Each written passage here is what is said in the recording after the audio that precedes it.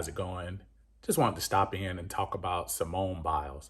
Over the last 24 hours, she's been in the news for very bravely deciding to withdraw from yesterday's team gymnastics, and today she withdrew from the all around competition in Tokyo. And it's amazing to me to hear, for the most part, it's been positive. So I'm not going to say it's a majority, but it kind of scares me to hear some of the vile things that people have labeled her because the young lady decided that mentally she wasn't ready for the moment this time. Uh, I happened to see a trailer right before the team gymnastics. I want to say it had to be Monday night.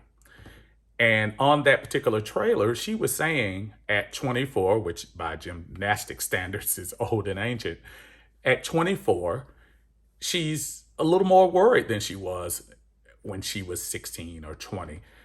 Worried about being hurt, worried about long term ramifications for injuries, and just psychologically being ready for the moment.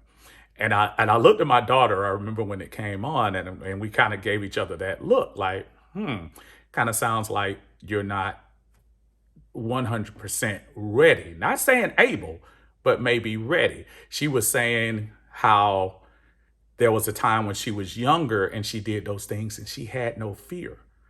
Now, especially with the expectations, the lofty expectations being thrust upon her, that now the weight of the world is on her.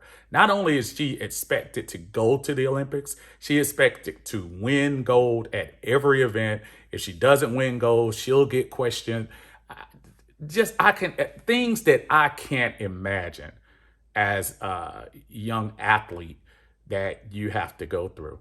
So I applaud her for realizing that the moment may have gotten to her. And when she started describing physically how she felt, she said she did a warm up, and then later on she started shaking. And she said she had never done that before. And instead of going through the whole thing, obviously she went through the jump that where she realized that she wasn't herself. But rather than go through the whole thing, she had the sense enough to say, you know what? Mentally, I'm not here.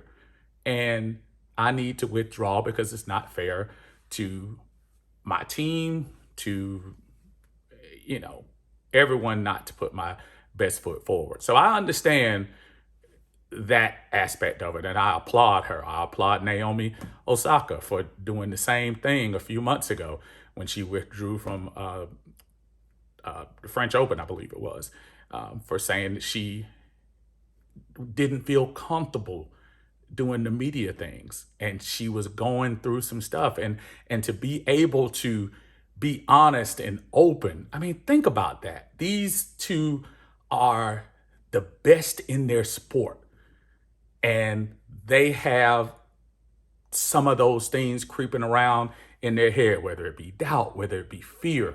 But to be able to express that and put it on display for the world to see and say, hey, I have to work through some things mentally, I applaud that.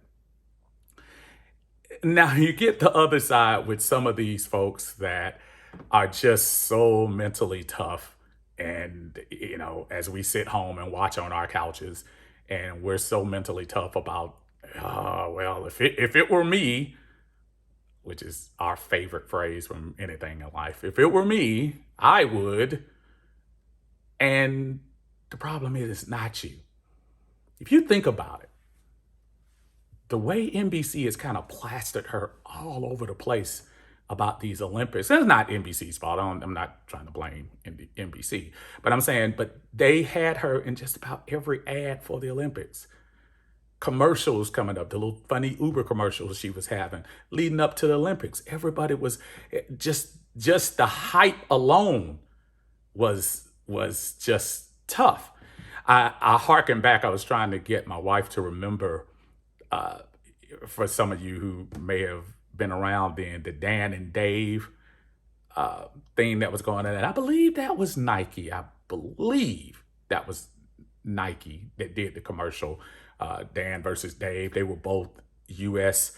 decathlon athletes, and they were trying to see who was going to win the gold, Dan or Dave. Not thinking that there would be somebody from another country who would come and beat them both, but uh, they they were promoting that so high.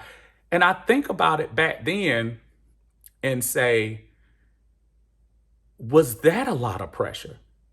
Granted, 1980 pressure in sports probably was different. I'm not saying any less, but of course, social media where you get instant comments and instant criticisms, critiques, and all that from millions of people at one time, it's probably a little easier to deal with. But who knows? Maybe the pressure of the moment got to them. And I start thinking about it, how it can manifest itself in life as well. You know, trying hard to keep up with a world that tells you you're a failure if you don't get this degree, or you don't aspire to be this position when you get a job, or um, if you don't reach a certain stature or financial level in your life, then you're considered a failure. And how you go through those things, and even when you get there, you realize, was that really worth the mental strain that you put upon yourself? So this episode was kind of eye opening to me, because being a not only a sports guy, when you start thinking about the times that you're critical of your favorite athlete and maybe your team or a group of people, and we're quick to in today's age to say people are trash and people don't do anything. Listen, I get that, and sometimes we play that game in sports where we laugh, ha ha ha.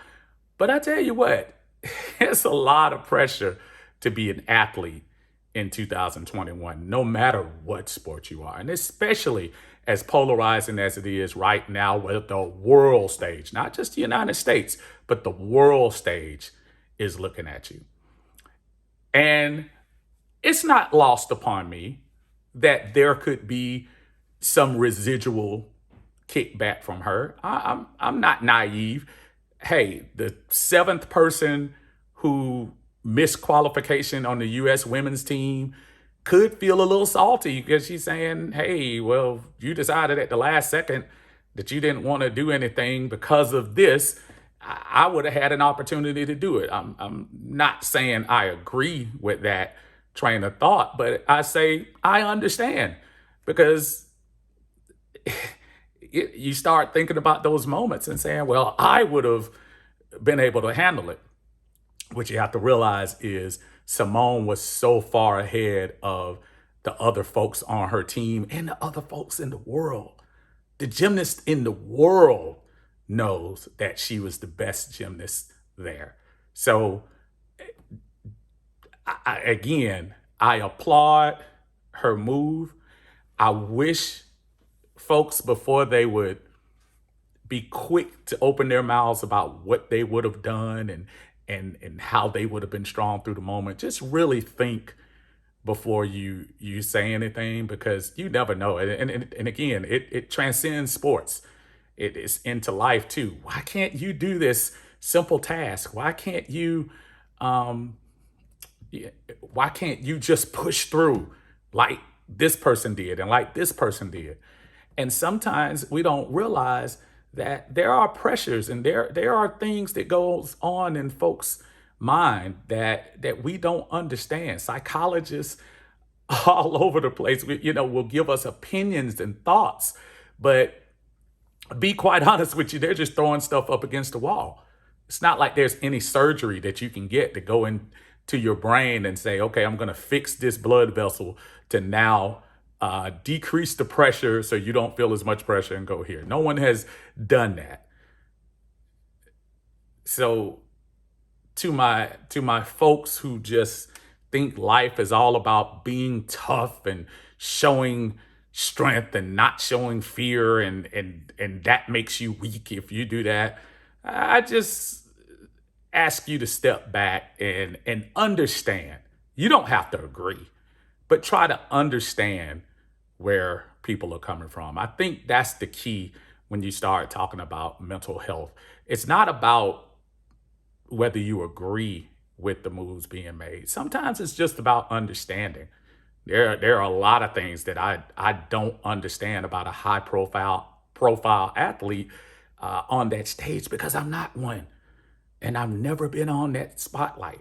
I've never had that attention to me. And sometimes we just need to really step back and think about that. That's all. I appreciate you. Thanks again for checking us out. If you get a chance, tell your friends about Uncle Steve's Lounge. We'll be here all sports season, especially this football season coming up. Y'all take care.